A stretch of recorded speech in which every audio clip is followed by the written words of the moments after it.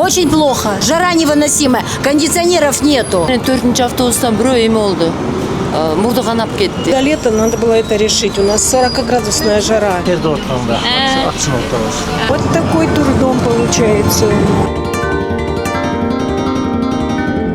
Бишкек просто полыхает. Сегодня метеорологи прогнозировали плюс 38, и это пока пик жары лета 2025 года.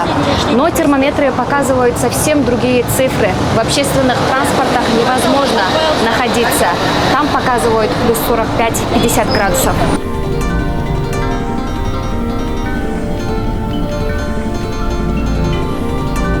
Очень плохо. Жара невыносимая. Кондиционеров нету. И пускай вот тут не стоят. Раз в вокзале интервью, пускай не стоят водители, а быстро отъезжают. Вечно бибикают.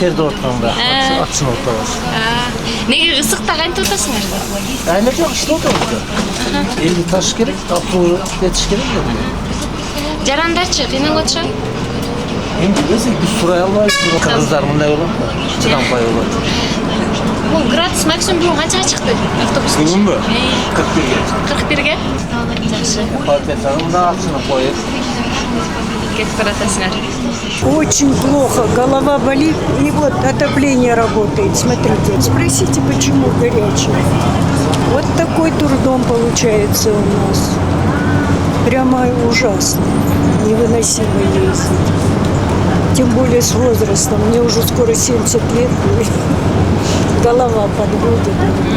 А так хорошо, что пустили много автобусов. 2 автобус, 3 автобусқа коюлду кондиционер.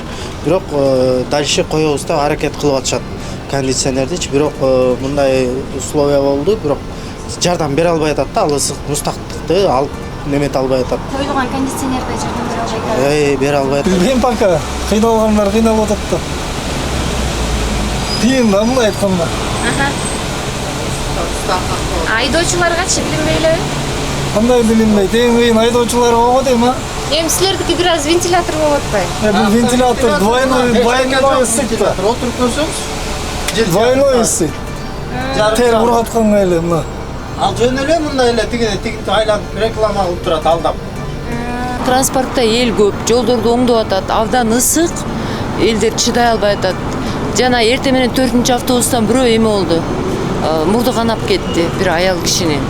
Бул жерде азыр эмелер келип атат да эми студенттер тапшыруугачы, жаңы окууну бүтүп келгендер.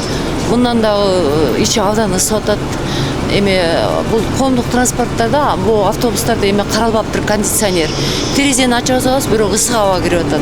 Ужасно. Я, например, вот после больницы, после операции, пусть она небольшая, но все-таки и в такой жаре ехать просто невозможно. На такси постоянно не наездишься. Ну, как бы кондиционеры в нашей стране, должны быть, я думаю, в автобусах. До лета надо было это решить. У нас 40-градусная жара.